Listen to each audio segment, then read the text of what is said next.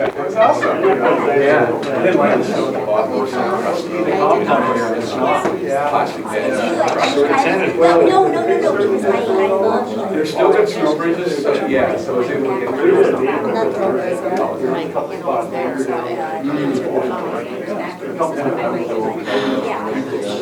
Yeah, that's pretty fun. it is. It's pretty close. Pretty close. I really love it. I like that. Yeah, and then that'd be down. Is it? Yeah, it's. It just goes off to the other side. Down there, it's all cattle car down there.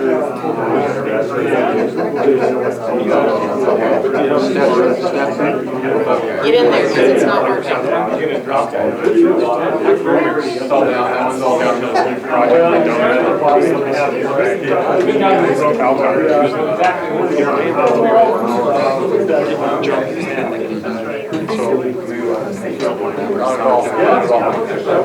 I mean, you know it's hard, but if you got somebody who's done 1, 2, 3 hours, and he's, how are you? He doesn't have as much experience as Jason. It's okay. Well marked. It's the same as learning anyway. Probably time to have a board meeting. If anybody's interested. The recorder's going. This is a natural progression. You see how close it's getting. He hasn't missed enough meetings. I'm working on it. Happy New Year. I do too. Yeah, I mean, I kind of get sort of look. It's pretty cool for you guys. Good. Oh, it's time for that. Very good chicken. And a new pass. I'll show you one. I take that. A new state. I take that. Some of them are connected. Yeah. That's funny. So that's Pierre. I'm not too much. The unknown man. Seems like find somebody who knows me, just go right. It'll end up being No, I still think find somebody who doesn't mean me. Yes, all right. We can always snap a picture. I think we better. Just get up against the green. Your No, green we is haven't actually going grown. perfect. No.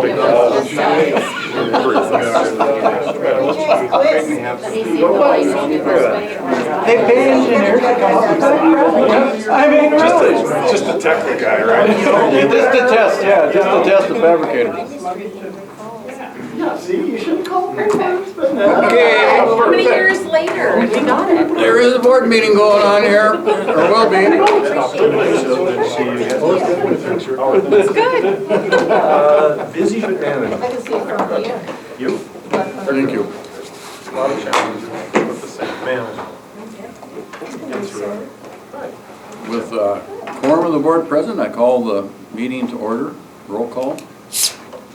Commissioner Buck. Here. Commissioner Rooney. Here. Commissioner Hoven is not present. Commissioner Gutsa. Here. Commissioner Swenson. Here. Commissioner Evans is not present, and Commissioner Talcott is here. Please stand for the Pledge of Allegiance. I pledge allegiance to the flag of the United States of America and to the republic for which it stands, one nation, under God, indivisible, with liberty and justice for all. Okay.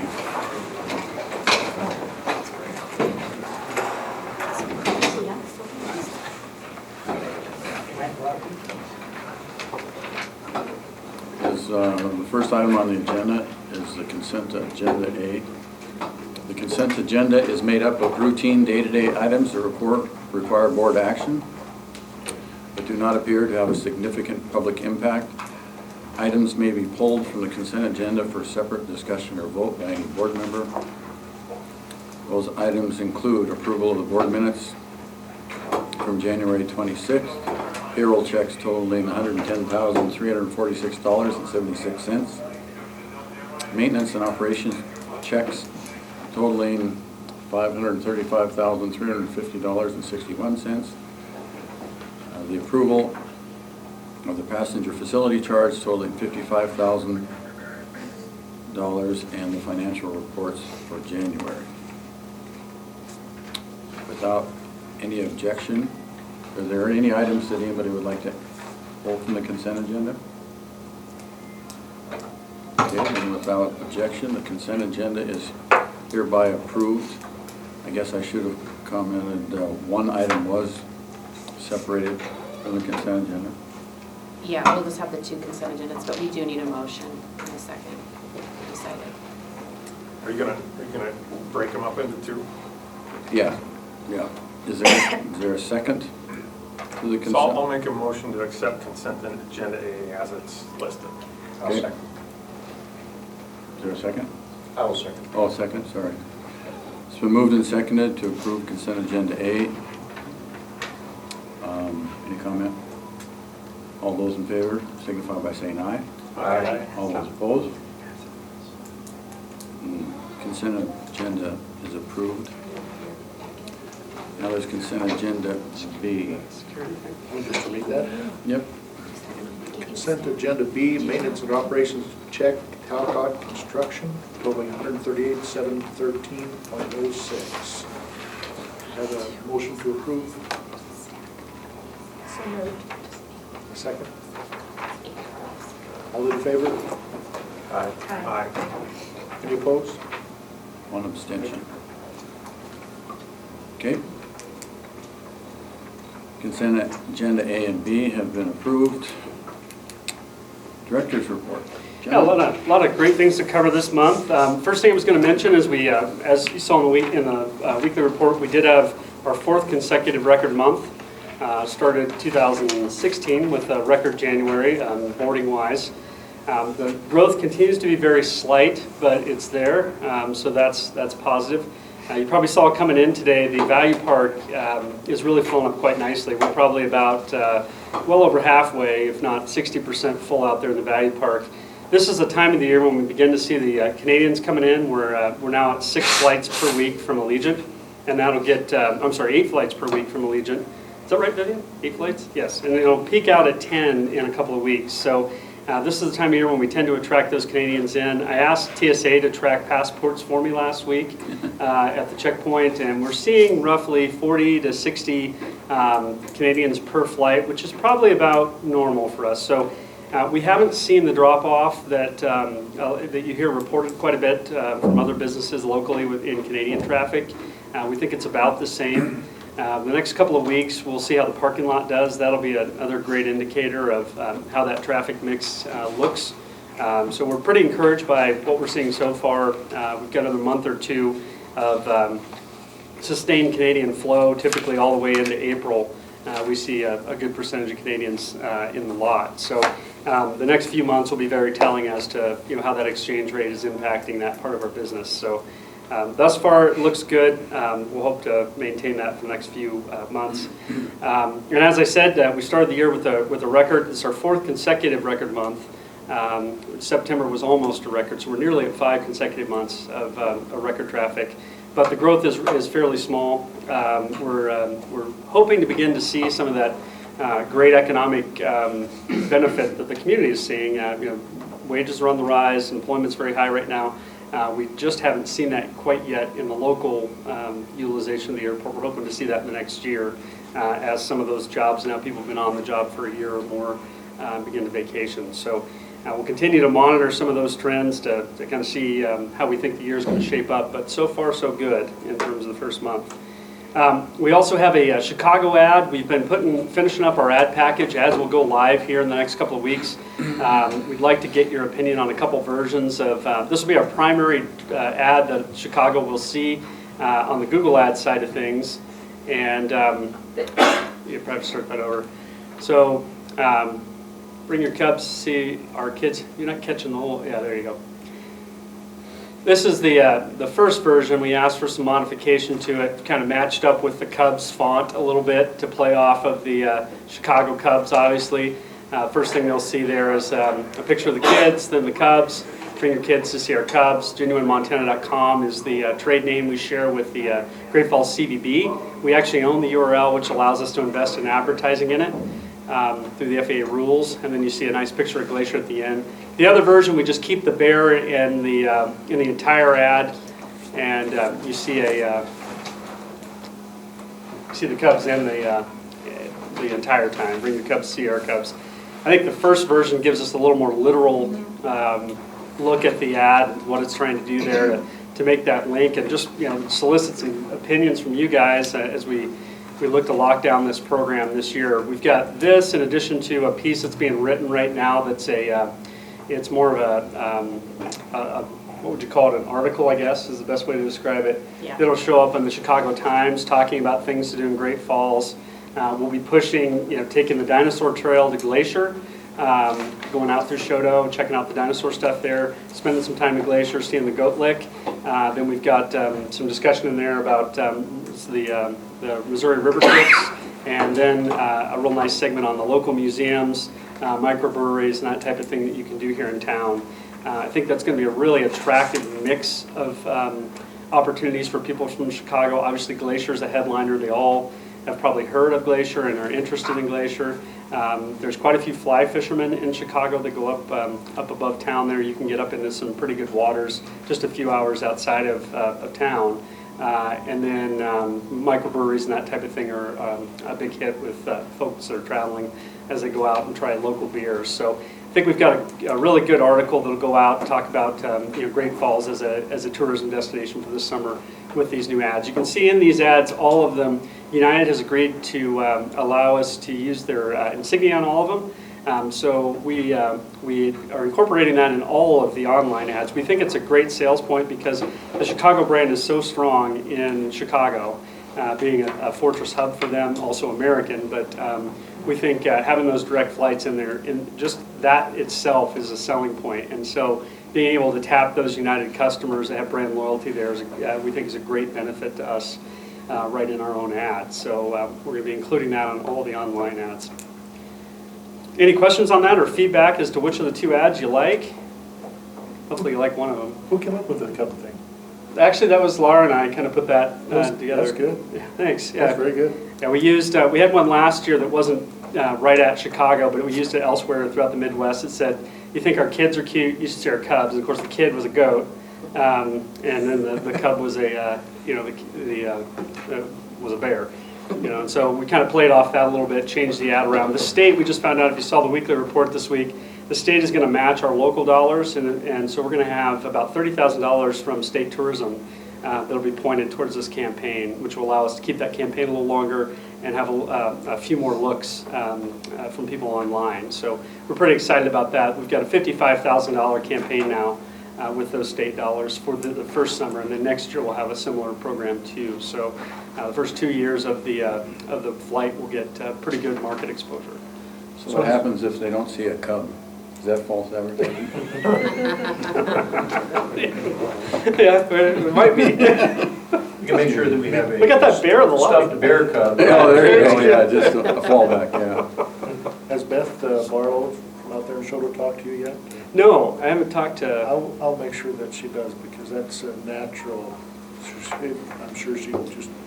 She doesn't know anything about the Chicago push, though. The things that you just mentioned, pushing people out toward the dinosaur thing, but I'm sure she would be very, very. She's pretty aggressive. Well, and I like the idea of having something to do on your way to Glacier. I think that it just entices the pitch, because you can stop at those, with the kids, and if nothing else, just get your picture in front of those couple of dinosaurs that are right there in Shodo. Grab an ice cream cone, and then back in the car you go. It's a nice. That's somebody that's in town all the time, like Chicagoite. That's a great little stop right in there. Gives you a different way to get there. Any feedback on the two ads? Which one you like, with the kids or without the kids? I like it with the kids. I think they're both good, but my preference would be the kids. That's kind of what Laura and I had come to the conclusion. We liked adding the kids in there. All right, well, we'll go with that one. That's thanks for the feedback. It's always helpful to get an outside opinion on those. Next thing I've got here is, I'll mention parking tickets. The airport is currently finalizing the ability to have parking tickets up here. It's been some time since we've tried to issue tickets, parking and speeding. We haven't had any enforcement up here. The county and the city, neither one really wants to patrol up here. Just not enough coverage around town, and we're kind of on the end. And so we've had a hard time getting some enforcement. So in the next couple of weeks, we're hoping to finalize an ability for us to issue our own tickets.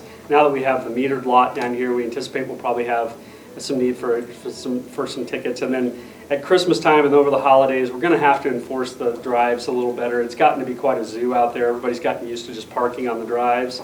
And this last year, it was nearly impossible to walk the crosswalk from the parking lot because people were parking on both sides of the road out there, and you really couldn't see anything. And I watched one lady with 2 little kids trying to get across that stream, and it just wasn't safe what we've got going on when you get a few SUVs and trucks parked on both sides there. You can't see who's coming across.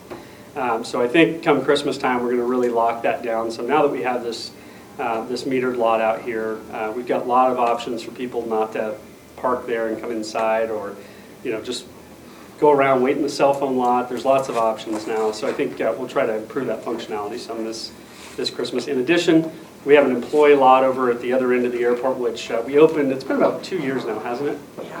We opened about 2 years ago. They used to be in the main lot. They had a kind of a segregated section. We needed that for parking, so that gave us a couple hundred stalls.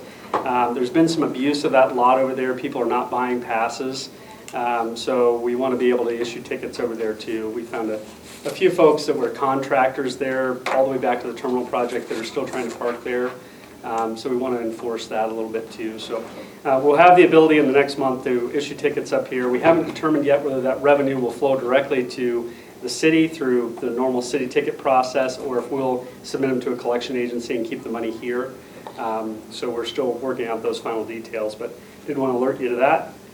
So we've got a month before you start issuing tickets? Yeah. Uh-oh. Hey, Don, where did you say the parking's taking place? Right here on the curb. Yeah, we get folks they'll park there and come into the building to find out where their, folks are. They wait there at the flight time, and the flight doesn't come, so they come inside. And in addition to that, when Allegiant comes in, we get a lot of people that just line both sides of the curb. They get the commercial lane gets full, and then the lane right here gets full, and you've got people, it's down to one lane in the middle, and then the crosswalks both come across that area. So you get just a bad mix of cars and people right in that area. So what we're going to try to do is, look, if you're parked in the wrong place, go around, wait in the cell phone lot until the flight comes, or park in the metered lot and come inside, but we've got a lot of options for people. There's no need to clog that whole area up. So we'll try to enforce that a little bit. The next thing I've got for you is just a briefing memo that I'll pass around. You probably saw in the weekly report, we're having some discussions with TSA about the law enforcement reimbursement. Historically, back almost 10 years ago, the TSA established a program to allow us to get our security reimbursed, security personnel reimbursed, at least a portion of them, for having a security person in the checkpoint. About 5 years ago, we were using Securitas at the time. They told us that Securitas was no longer eligible because they have no arrest authority under state law. They can, like any of us, they can do a citizen's arrest, but they can't do an arrest under state law. So they were still reimbursing a portion of our public safety officer's salary. Now they're saying that they want the public safety officer in the checkpoint during the checkpoint hours when they're there, and they're further saying that if that doesn't match up with when the police are being called, that may not even be the right time of day that they're willing to reimburse for.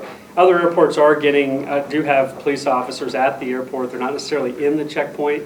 Many times they're near the checkpoint, and they're having the full day eligible for reimbursement. The checkpoint's open. So we think we're being singled out a little bit here, and we're pursuing some avenues with TSA. We've asked for a meeting with the region to kind of go through it. But in the interim, as we approach budget season, we've kind of put together 3 different options for looking at this position going forward. As we've mentioned in the past, currently we don't have a 24/7 airport presence at the airport. We don't staff an operations department. Instead, we have Securitas here after business hours and on weekends. And with this change in TSA reimbursement, the possibility we may inherit another $30,000 in expenses, we're looking at a time when we might consider a structural change to what we're doing. So the three options we have here is kind of the first option is what we do now. Basically, we spend just a little over $250,000 a year to have somebody here 24/7. And most of those hours are staffed by Securitas. We also have a Leo during normal business hours. But most of it is from Securitas. We still think we'll be able to get TSA to agree to a portion of reimbursement for our Leo. So I've assumed here we'll get $30,000 of that $250,000 reimbursed. The second option is we might actually create what we would call an airport operations officer. That would hopefully be a Leo officer. We would put that person on an opposing shift to our current airport safety officer. So they would work 11 p.m. to 8 in the morning. And they would work basically Thursday through the weekend, through Monday, to pick up the peak times of the week. Because they're here until 8 in the morning, that would hit almost all of our peak times when we have major flights coming in. The benefit of this is we would have an airport person, an airport employee that's actually here during the overnight hours. One of the struggles that we've had over the last couple of years is trying to find a reliable way to respond to snows that start after normal business hours. Currently, we have Securitas contacting our operations department. We've gone through trying to have the tower contacting our operations department. At one point, the fire station, who mans a 24-hour center over there, was contacting our maintenance personnel. But those have all been fairly unreliable ways of doing it. It would be better for us to eventually get to where we have eyes on the field, an airport employee all the time. And so this would allow us the opportunity to do that in the overnight shift when we have the most problem dealing with those snows. And this same officer would cover the morning push out of the checkpoint when most of the passengers are going out for the day. This would increase our cost by about $30,000 a year, but it would also increase our reimbursement, we think, by at least $20,000 a year in order to have 2 law enforcement officers that would be in the checkpoints at various times when we have meeting schedules. The third option, which is probably the cheapest option, would be just to do away with the airport security apparatus altogether, and TSA would just receive their security response from the 911 center, and when they needed something, they would call the police. Then we would probably go ahead and hire a swing shift person and a overnight person to be airport operations agents, and they would handle the majority of the snow responses overnight, so we don't have to pull our personnel in. It would help us with our overtime budget some, and we wouldn't have any additional personnel during the daytime. So it allows us to cut our cost a little bit. It's the cheapest option. We get no reimbursement at that point because we're simply not responding to with an extra security force to the checkpoint. The reason I wanted to show you this is as we engage the Finance Committee in the next month or two to begin the budget cycle, you'll likely see some discussion about this and the budget ramifications of it. I think we'll likely pursue one of these options. There's various benefits and detractors to all 3 of those. But I think in the long term, I think the entire management team agrees, we want to eventually get to where we're staffing a 24/7 operation. It's just the right thing, I think, to do for the airport going forward, to have someone we can rely on when we get a diverted flight overnight or anything else happens overnight, to have someone that's on our staff as opposed to a hired security person, because there's just limits to what we can expect of them, fairly anyway. So those are the 3 options. I don't know if anybody has any questions about those, if you want to discuss those to any length at this point. Like I said, we'll have probably a broader discussion with the budget cycle this year. Just a quick question, 255 to 285, 30 grand, but you're hiring one more person? Yeah, we'd be hiring, right now the city and the county pay roughly 45? 45. $45,000 for an entry-level officer between both the city and the county. Our Securitas people are a much lower cost than that. Yeah, 45 salary Base plus salary. benefits, so add another third onto that for benefits. So to be competitive with the market, we think we'd be, whereas our Securitas guys, I think they average between $14 per hour and I think 20 at the top end. Yeah. But your difference is only 30,000. Yeah. So I don't understand the numbers. Well, we're paying for Securitas overnight now, Right. but we're just paying less than what we would have to pay a full Leo. So would one of the, in option 2, the Securitas The Securitas overnight shift would go away and be replaced with a full-time Leo. Oh, just the swing suit shift would remain with security? Yes, the swing shift would remain with the Securitas folks. I see. Yeah. Yeah, and the goal here is to pick up the peak time in the morning when we have the majority of the flights going out. Tuesday and Wednesday are typically slow days. And then we'd have snow response overnight, which would be a major benefit to us. Those one-man storms this person could likely handle by themselves. When you just got to get out there and pick and do some flurry control and a little bit of reporting, it would really give us a lot better operational capacity. Weren't we at one time considering taking over security ourselves or TSA? Not in my, oh, you're talking about privatizing it? Yeah, that another option, and we continue to kind of discuss it from time to time, is we can outsource the TSA checkpoint and go out and hire a private security firm. From the airports, there's several of them in the state. I think Billings now and Missoula is the other one. Missoula and Kalispell. Kalispell's also, yeah, you're right, Kalispell. I think, did Missoula do it or not? Not for sure. Yeah, I know Bozeman and Kalispell both are now private security, and TSA will pay for that. The nice thing is you can have a lot more influence over staffing and customer service because you're working directly with a contractor, and more can get done than when you're working with a federal agency. The requirement is that they have to hire TSA employees initially, but of course there's, after that it's anyone's guess what happens. I have heard, and you hear this mainly from TSA, that they've had trouble keeping those positions staffed. At the other airports, when I've asked Bozeman about that in particular, they've said no, they haven't had trouble finding people to do that. But I do routinely hear that they're short on shifts from TSA when you talk to them about it. At our airport or down there? No, I hear it from our guys that Bozeman's having trouble finding people to staff the checkpoint. They were last week they had a big backup because they didn't have enough people, and you hear that. But when I talk to Bozeman about it, they don't seem to think it's a major concern. But it is an option. And honestly, when I got here almost 6 years ago, I guess, we had a customer service issue out there that was, I think, fairly significant. And they've made pretty good strides in improving that. We get now more comment cards saying TSA was great than we get TSA was a pain in the butt. The cards that we do get that say TSA was a pain in the butt, it's generally because they're having to take their liquids out. And at a couple of the bigger airports, they've got newer x-rays where they're not requiring them to take the liquids out anymore. They're doing a couple other special plays there as they're testing new stuff. And it creates this inconsistency where everybody thinks they're harsh here. But in fact, at the bigger airports, they're doing it for other reasons. They're testing new equipment or they have new equipment. I've pointed that out to TSA multiple times that these inconsistencies really hurt airports like us because everybody thinks they're just getting harassed for no reason, but if you look at the federal rules, they're doing what they're required to do. Just at the bigger airports, not requiring them to do it anymore. John, would privatizing change any of our capabilities or requirements? No, they're required to hold to the same standard. They're required to have roughly the same staffing. The only thing it really, in my opinion, the only thing it really allows you to do is have more influence over the customer service and a little bit more influence over the staffing. Like today I noticed the line was backed up. If I were in control of that, I'd probably pull somebody out of the screening line and bring them up to read IDs because that's where the line always gets, jacked up. And we have a lot, if I walk over there and tell, TSA to do it, they're just going to look at me funny, probably. But if we had a private vendor over there, I'd probably be more successful in influencing those types of decisions.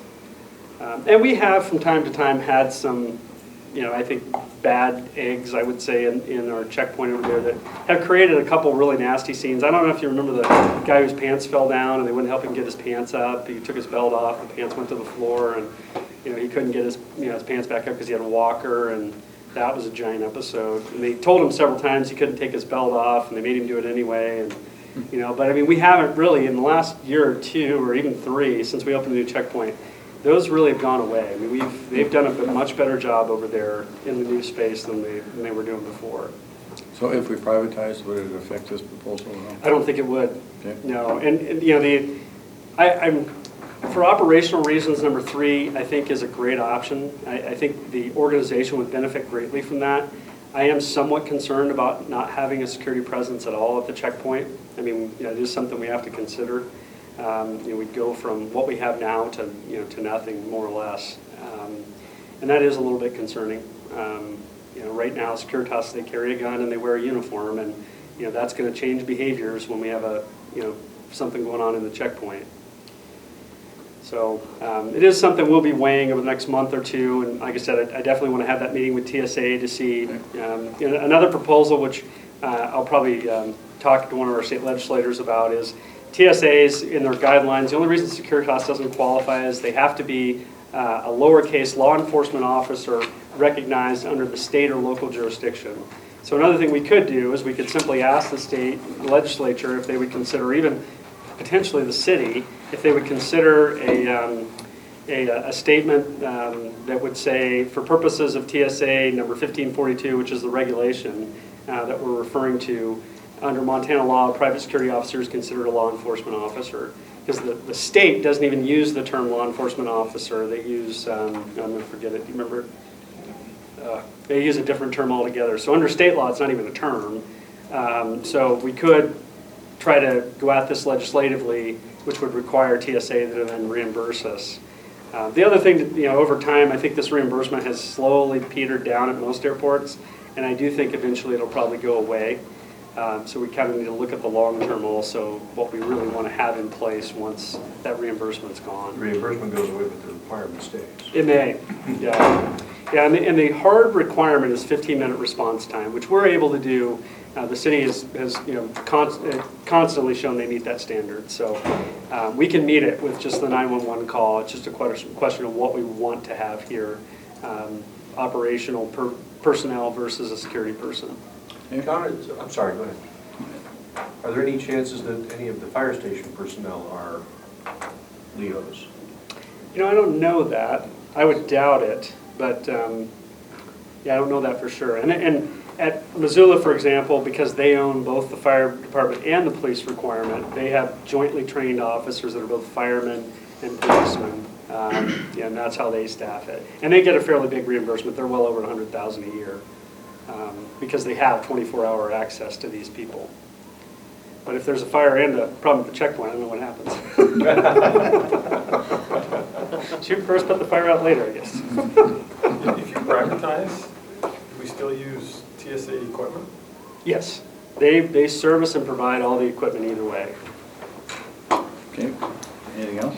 Yes, one last thing, I mentioned in the weekly report that we have a AAAE conference opportunity coming up May 15th through the 18th. It's in Houston this year. If anyone's interested, I know Commissioner Hoven contacted me and said he might be interested in attending. We're just at that point where we should probably get people registered and make hotel reservations, flight reservations, that type of thing.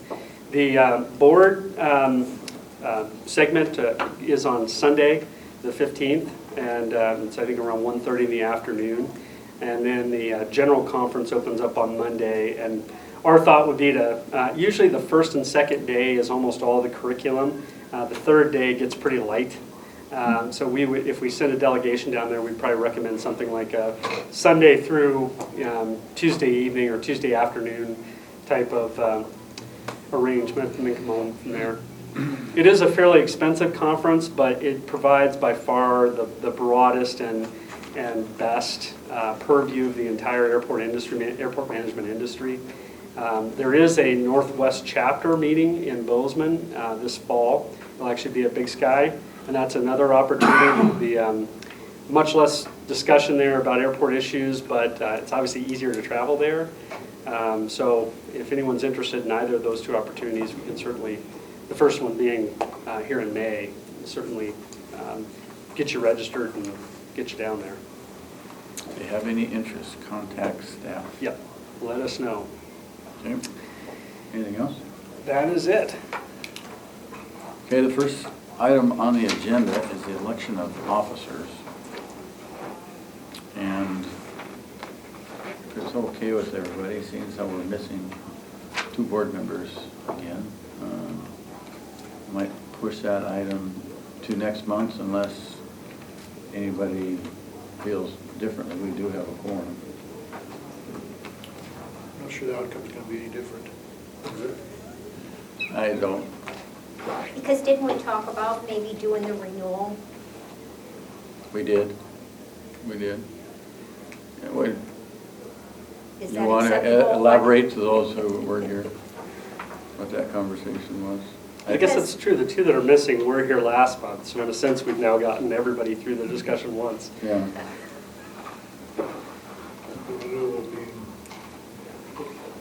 Because basically they're elected at 1 year, and instead of, and by the time the learning curve comes around, then it's basically, we're putting in new people. And so we had talked about at, I think it was last year, when we were going to actually vote it in that it was a 2-year term, but then we thought not vote it in, but maybe just that would be agreed upon Or could be applied.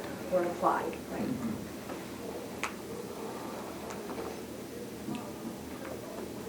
What's the, I'm okay with delaying until next meeting. Commissioner Buck? I concur. It's going to have the same effect, and hopefully we can get 7 people here, the whole board at that time. So we'll delay that action item then. So, then we've got street assessment. Yep. The city has presented us with a 1-year extension of our current street assessment agreement. This goes back to when the airport was incorporated. The city, there's kind of clouded language in there about ownership of the streets. Most of the streets were constructed with federal dollars that we control now. The exception being the highway department built the entry road up to the water tower, which we just took ownership of last month. So now we own that piece. The remainder of the roads were built with airport grants initially and have been maintained with airport grants since. But in the agreement where we took over the airport land, it does say that the city will withhold these streets and they'll remain public streets. There's a lot of case law out there. Almost all airport streets ultimately are considered public roads. It's been tried in many different states and jurisdictions. And so no matter what we do, there'll always be public roads. The only question comes down to maintenance. The city puts together a street assessment for all local landowners. It's based on acreage. And so when you look at our acreage, because it's divided up in a bunch of different parcels, and there's a cap, and I think 200 acres is the highest you have to go to you can go as a landowner in terms of the street assessment. Our assessment would be about $150,000 per year. So about 5 years ago, well, it's a little more than that now, 6 or 7 years ago, the city and the airport met, put this agreement together. When I first got here, we went over the agreement again, and the city agreed to extend this rather than trying to collect the $150,000. And now we're at the point where it is expiring and we need to re-up it again. So we pay an administrative fee. Ends up being a couple thousand, I think about $8,000 a year. Is that right, Maria? 5? It's going down now, it's less than 6. About $6,000 a year we pay the city to just administer this agreement. We do maintain all our own roads. We do all the snow removal, always have. We've done the repair work on them, always have. And as you saw last year, we've done the rehabilitation of those pavements historically. So this is only a 1-year agreement. We've not yet heard from the city what their plans would be after the term of this agreement. We'll begin those discussions hopefully shortly so we can get an idea of what that'll be. But I think it's in our best interest probably to get this one last year of the agreement passed and through. Then we'll go on with the, now that we own the piece of out to the highway, the city did actually own the easement on that up until then. Now that we own that whole piece out to the highway, that'll be a good time to rekindle that discussion and see what their thoughts are in terms of road assessments. We did, and one other thing I'll note, the FAA did provide an opinion during the negotiation of this current agreement. Their opinion is that we can't pay the street assessment in its normal form because other local branches of government aren't paying that assessment the same way as a private landowner pays it. So in other words, the school district doesn't pay based on their acreage. The county isn't paying based on their acreage.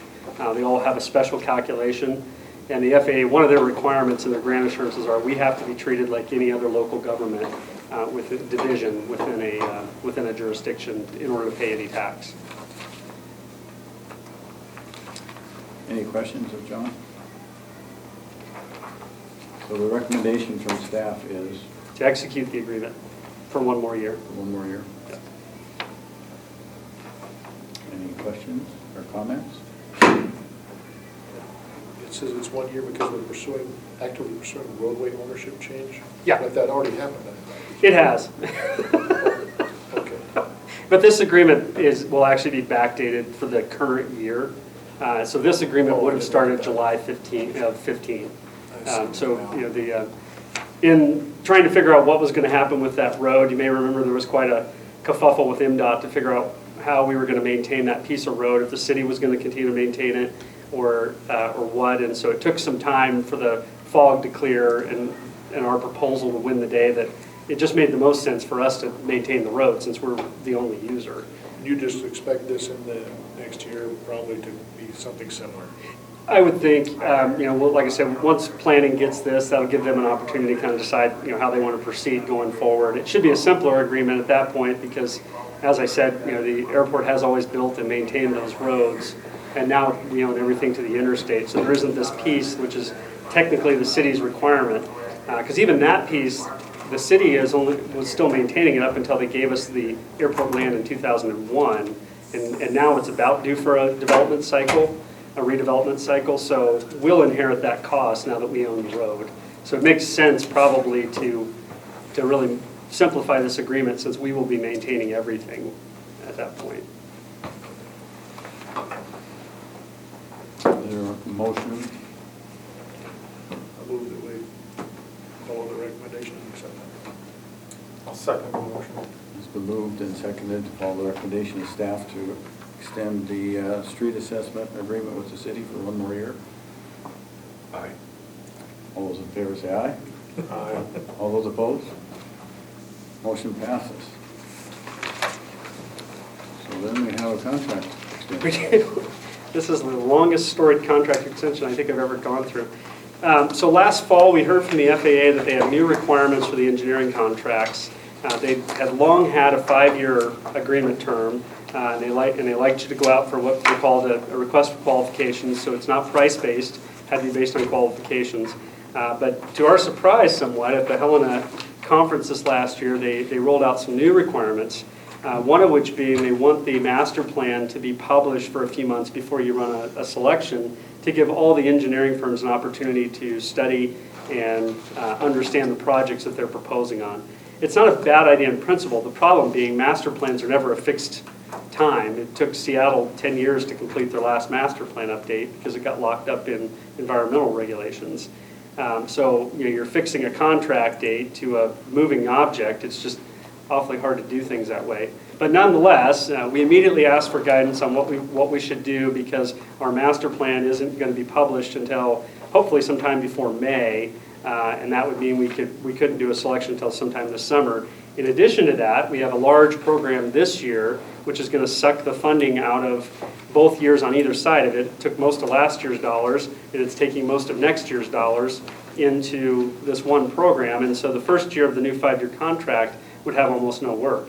And so we asked for a 6-year contract, if that would be an option, or if we just didn't execute the contract start date until we issued the first federal task order.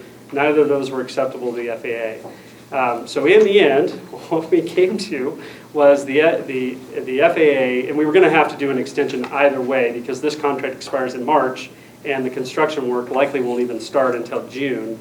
And so we were going to need a contract extension through the end of this year anyway to complete the work. What they've agreed to do is to extend it all the way through 17 to complete any of the project elements that are going to leak into next year. Because now the FAA funding is going to probably come to us in 2 cycles, this year and next year, for the same project. So all the paving work will be done this year on C and the primary runway, and then the connectors to those runways, to those surfaces will be built next year, along with the electrical. And the electrical may be done this year if the bids are good. We'll just have to see. But there's a limited amount of federal dollars, so some work may fall off the table into 17, which this will allow this contract to extend all the way through.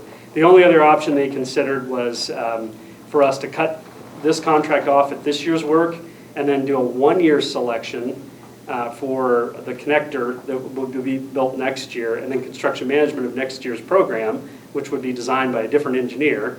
And I tell you, I hate that situation because now you've got an engineer overseeing the work on another engineer's work. And whenever there's a warranty issue or anything else, getting to the bottom of that is really a mess. So, that was the other option. I told them, listen, doing a one-year selection and then publishing the master plan and coming out and doing their 5-year selection, engineering, that one-year selection just isn't going to be competitive. There are going to be many firms that want that kind of liability for one small piece of work in 1 year.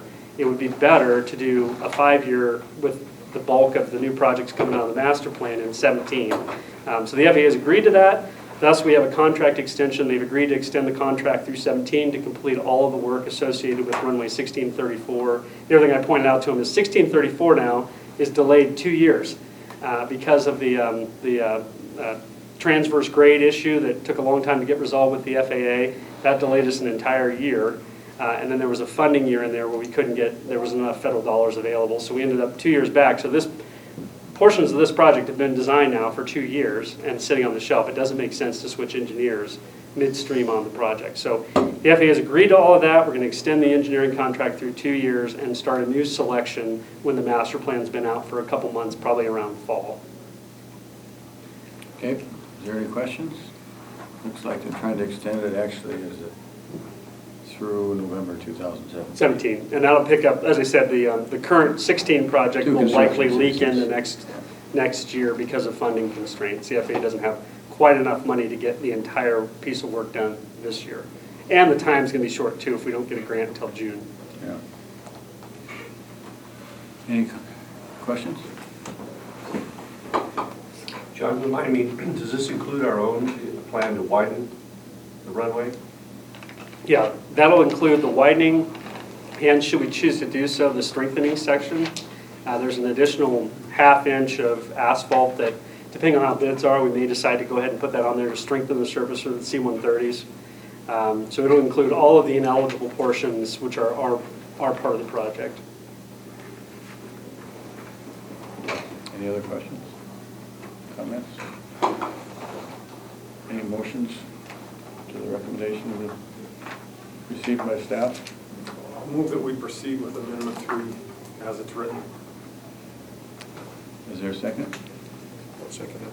It's been moved and seconded to approve Amendment 3 to the professional services agreement. All those in favor signify by saying aye. Aye. All those opposed, motion passes. Paving, Thank you. they are.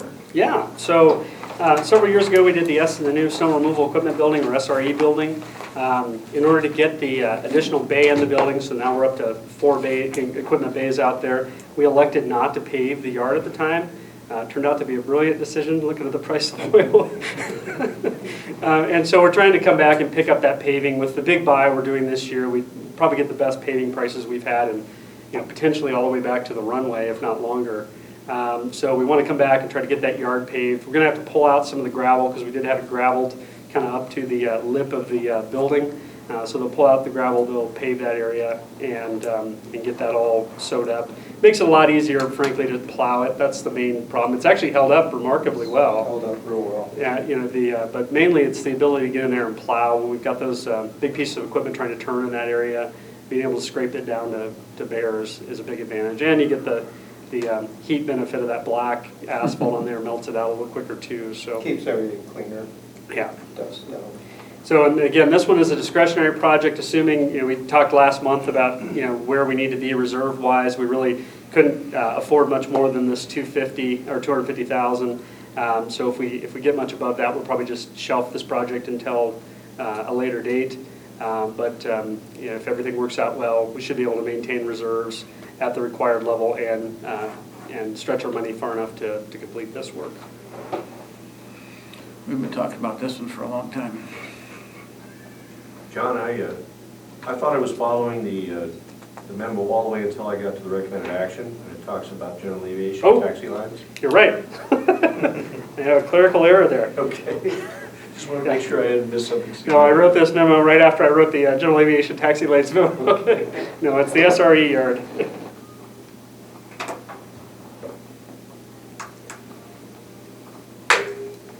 He's recommending that action too, it's just not in this motion. It's been, staff recommends to authorize the design and construction for the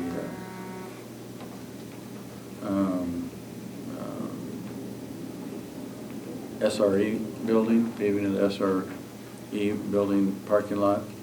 Is there a motion to approve the recommendation as presented? So moved. Is there a second? I'll second.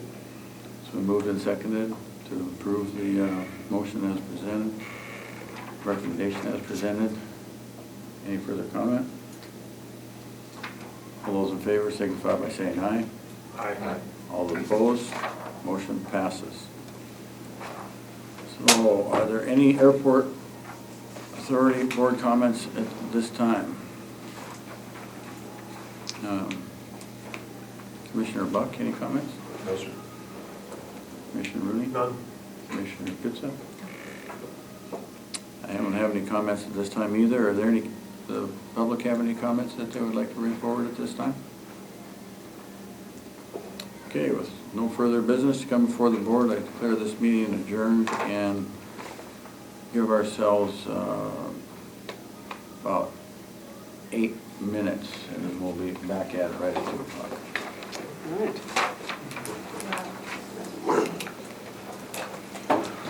I'm not sure you didn't make that story up about pains and stuff.